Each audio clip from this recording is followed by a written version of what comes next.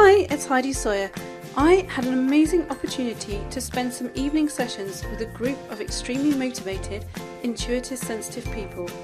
These are people who are driven to understand the deeper meaning and purpose of their life.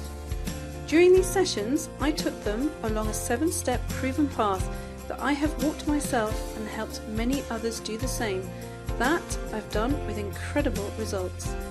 I'm sorry you couldn't be there, but I hope this is the next best thing. These are excerpts from the live events. Here they are. Enjoy, and I hope more importantly that you do something with them for your life moving forward. Thank you for listening.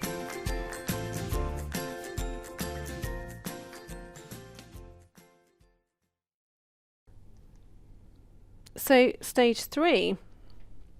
Now, I've separated these out in kind of stage 2 and stage 3 to give you this, but in the book, when it's out in a very short period of time, you will see that I've put stage 1 and stage 2 together, okay? But to kind of highlight the difference, I'm putting it here as stage 3. So the super intuitive state, what does it require? Okay, what it in short requires is the mastery of active and passive thinking. Okay, and it's not just an awareness of it, it's the beginnings of the mastery of it. Okay, so active is the act of will, so it's something that we've actually willfully engaged with. Passive is an occurrence, so it's when something has occurred. So active when we're actually engaging with it, passive is something has happened. Okay. Now the key is to be able to switch between the two. Okay. Now normally what people are only ever doing is one or the other. Okay.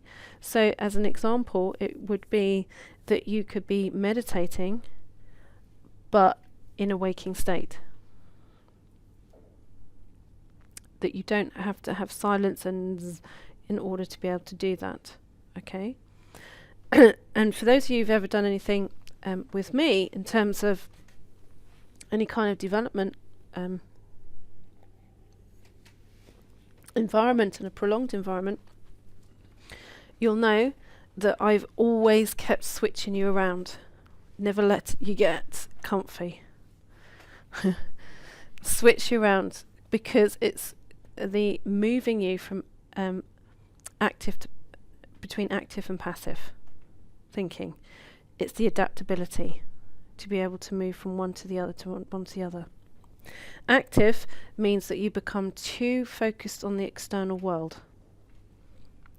Okay, does that make sense? Too focused on the external world. Passive means you become too focused on the inner world, which means you then go into withdrawal and cut off. Your development should not be about withdrawal and cutting off, okay, because it goes too heavily into the passive. So then when you go into the active, it's a shock to the system. Okay, it's a balance between the two, and the key is to switch between the two. So the super intuitive state is the ability to switch between the two vibrations. Yeah, things around us that are happening. So yes, it can be, let's say, something occurs in our life that makes us uncomfortable. Then it will be most likely something in the active. Yeah, switching between the two would, let's say if you're watching the news and you think, oh my gosh, you know, the world's full of terrible things, and then it becomes something that you integrate. That's not a balance between the two. Okay? What it means is the balance being able to switch between the two is, gosh, I really feel, and I can really feel for that experience. But then being able to switch it into a place where you can observe the experience and observe what it is that either the world is learning from it or you're learning from it. Okay? So then it doesn't become a direct reflection of you. Because if that continues and it carries on, it becomes desperately painful in your internal world. Okay? Which is not how it's meant to be. Okay, your intuitive state is not meant to be painful. You're supposed to be able to switch between the two vibrations, where it's active and it's passive. So it's external and internal. Okay. So outwardly it becomes the five senses when necessary. Okay, so we go into the five senses when necessary, then immediately being able to switch inward for focus. So you could say switch inward for perspective. Okay, does that make sense? So if we see something happening in the external world and we think, oh gosh, isn't that awful? Rather than it become a direct reflection of ourselves, we then switch it straight back in for perspective. And the same as how it happens with people. Okay? And that is how you then get to improve hugely different dynamics and relationships and all of that kind of thing. And you find that you can pretty much get on with anybody, even if they're not your kind of person. Because you can switch your dynamic very quickly into perspective. Okay? Now, you can think both inwardly and outwardly.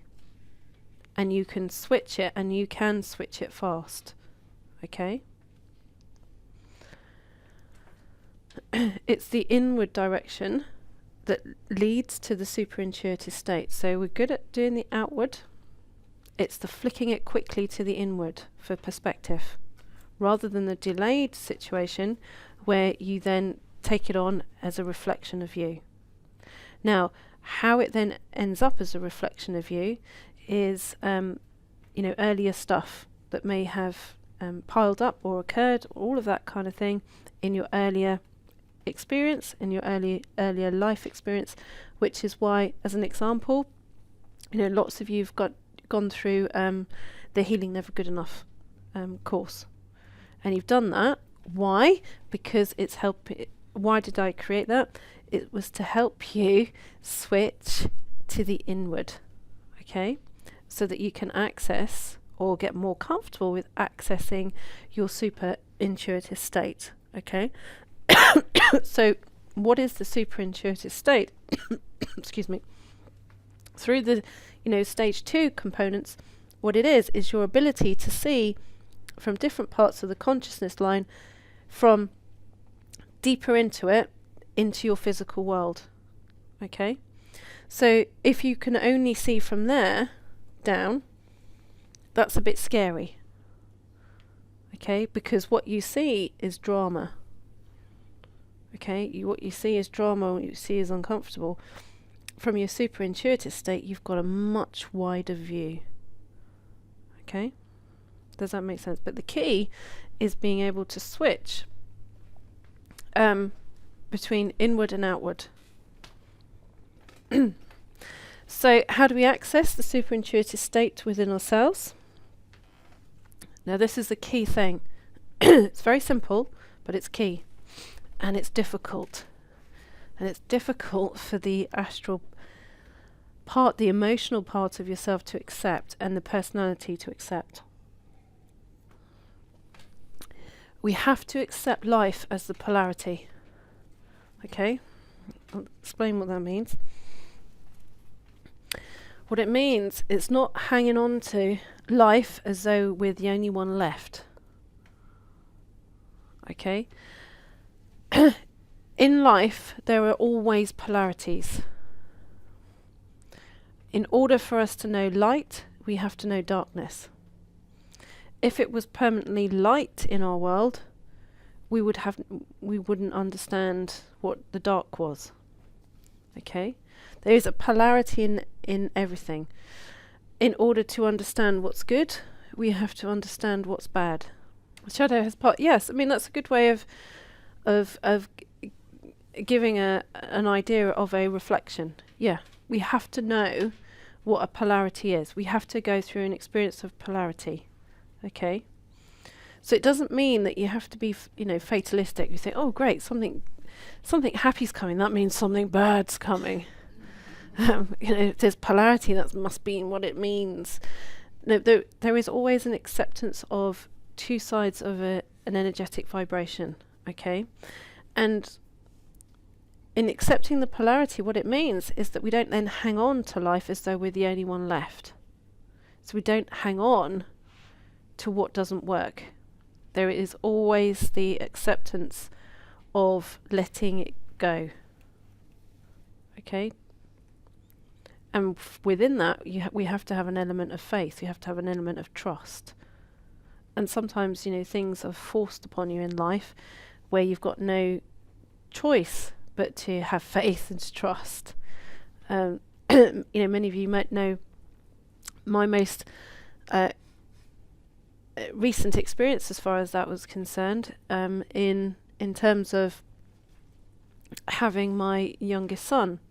I'm there on the table, about to have a major operation with the surgeon in the corner praying, and I'm not joking, she was praying, because there was no choice. And the choice was, and the no choice situation for me was, I had no idea on that countdown to being unconscious whether I was going to survive that operation, because a lot of women in that situation don't survive that operation. And I had a very powerful experience, really powerful experience in that countdown. It was a conscious experience, so I had my eyes open, which was of letting go. A complete and very powerful experience of letting go. It was, well, I've got no choice.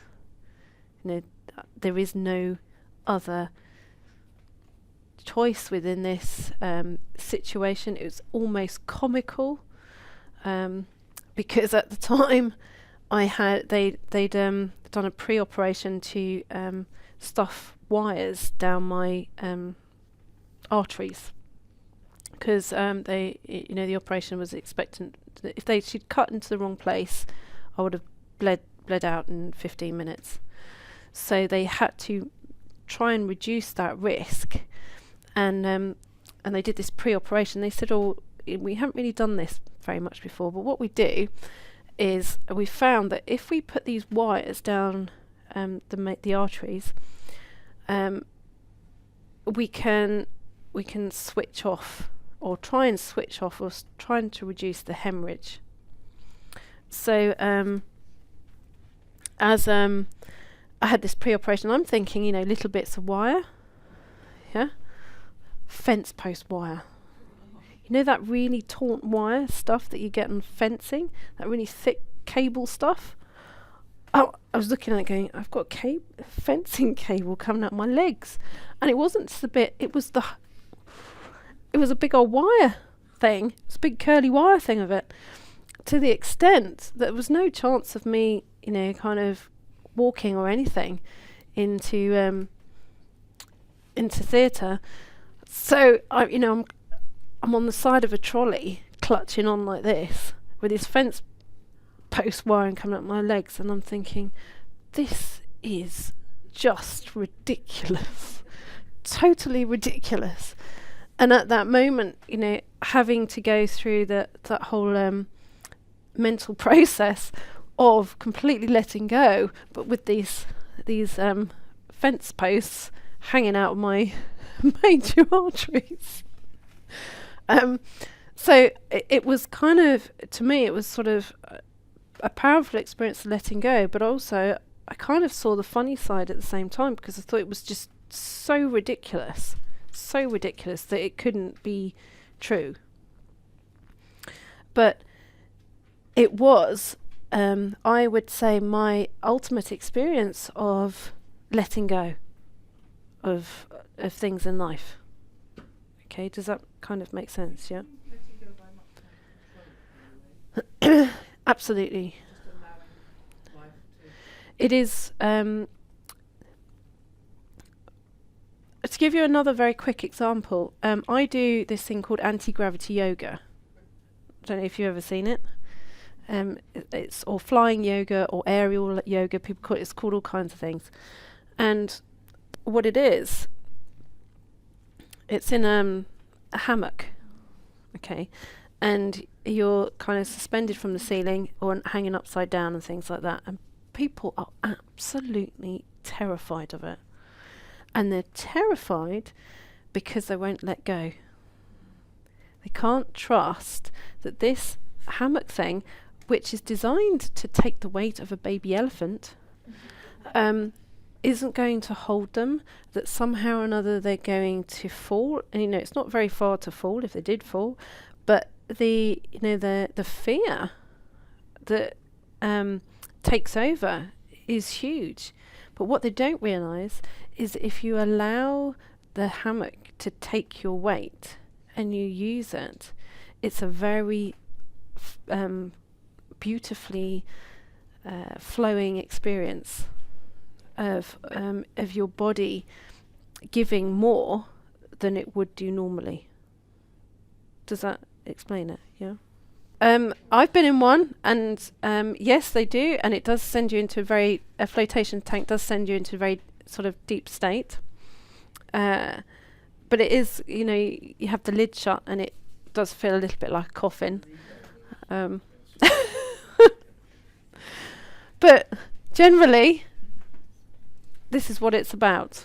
Okay, so access to the super intuitive state is about let it go. Okay, let it go. Yeah. So in accepting the true power of letting go, accepting the polarity, what you're doing is feeling that pain is part of a necessary cycle. Okay? Now, what a lot of people do, and this holds up your development, is they ask me all the time, how can I avoid pain? And how you avoid it is you avoid it by passing through it. Okay? Because avoiding pain creates more pain. It's more painful to avoid passing through the initial pain than actually going straight through it. Okay?